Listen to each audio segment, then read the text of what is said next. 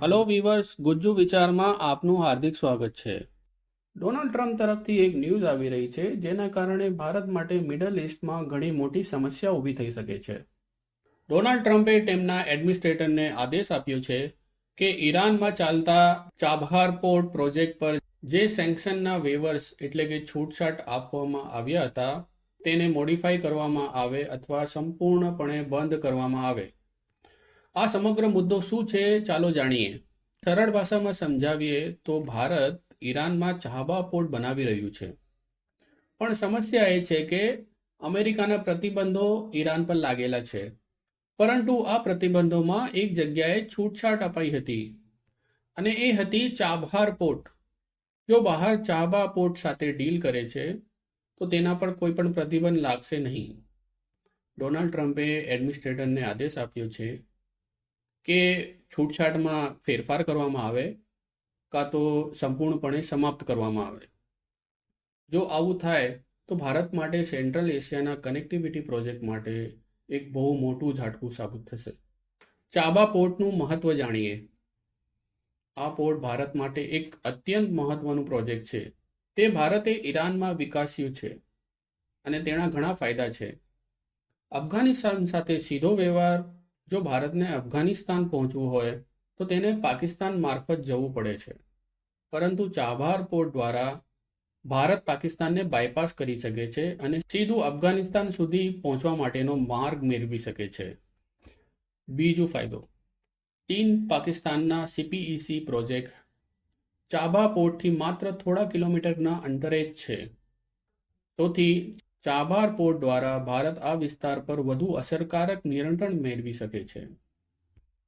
ત્રીજો ફાયદો, central Asia સાથે ભારતનું જોડાણ થઈ શકે છે, જેમ કે તુર્કમેનિસ્તાન, કિર્ગિસ્તાન, કઝાકિસ્તાન, ઉઝબેકિસ્તાન જેવા દેશો મોટા ખનિજ સંપત્તિ ધરાવે છે.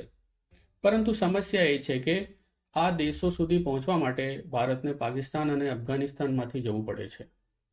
પાકિસ્તાન ભારત માટે હંમેશા અવરોધ ઊભું કરે છે, પરંતુ ચાબહાર પોર્ટ દ્વારા ભારત સીધું સેન્ટ્રલ એશિયા સાથે જોડાઈ શકે છે. ચોથો ફાયદો, international north south transport corridor એટલે કે INSTC એ ભારત, રશિયા અને ઈરાન સાથે મળીને વિકસાવેલ ટ્રેડ રૂટ છે. ચાબહાર પોર્ટ આ પ્રોજેક્ટ માટે એક સ્ટ્રેટેજિક પોર્ટ છે. INSTC Bharat, Russia, middle east અને યુરોપના બજારો સાથે વધુ સારી રીતે જોડાઈ શકે છે. આ પોર્ટ મારફત યુરોપમાં માલ મોકલવા માટેનો ખર્ચ ઓછો થશે અને સમય પણ બચશે.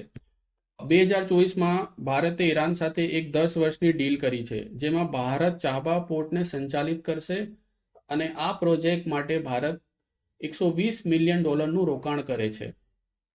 $120 મિલિયન રોકાણ કરશે અને $250 મિલિયન ક્રેડિટ ફેસિલિટી પણ ઈરાનને પૂરી પાડી છે. હવે જાણીએ અમેરિકાના પ્રતિબંધો કેમ. અમેરિકાએ ઈરાન પર પ્રતિબંધો કેમ લગાવ્યા. ઈરાન હિઝબુલ્લા અને અન્ય પ્રોક્સી ગ્રુપને સમર્થન આપે છે. આથી અમેરિકા ઈરાનની અર્થવ્યવસ્થાને નબળી પાડવા માંગે છે. એટલે જ ડોનાલ્ડ ટ્રમ્પ એના બીજા કાર્યકાળમાં ઈરાન પર વધુ કડક પ્રતિબંધો લાદવા માંગે છે. આમાં ઇઝરાયલ અને અમેરિકાના સંબંધો પણ ખૂબ જ અગત્યના રોલ પ્લે કરે છે. તાજેતરમાં જ ડોનાલ્ડ ટ્રમ્પ અને ઇઝરાયલના વડાપ્રધાન નેતન્યાહુ વચ્ચે એક મહત્વપૂર્ણ બેઠક થઈ હતી. આ બેઠક દરમિયાન ડોનાલ્ડ ટ્રમ્પે જાહેર કર્યું તેઓ સ્પષ્ટ કરવા માંગે છે કે કોઈ પણ દેશ ઈરાન સાથે વેપાર નહીં કરી શકે. એટલા માટે શક્ય છે કે ચાબહાર પોર્ટ માટે જે છૂટ અપાઈ હતી તે સમાપ્ત કરી દેવામાં આવશે.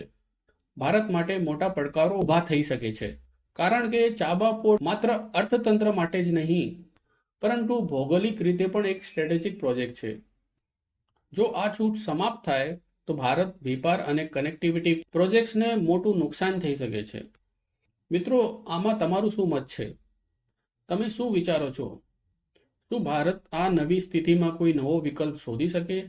પ્લીઝ તમારા વિચારો કોમેન્ટમાં જણાવો, અને પ્લીઝ આ વિડીયોને લાઇક અને શેર કરો અને ચેનલને સબસ્ક્રાઈબ કરો, અને જોતા રહો ગુજ્જુ વિચાર.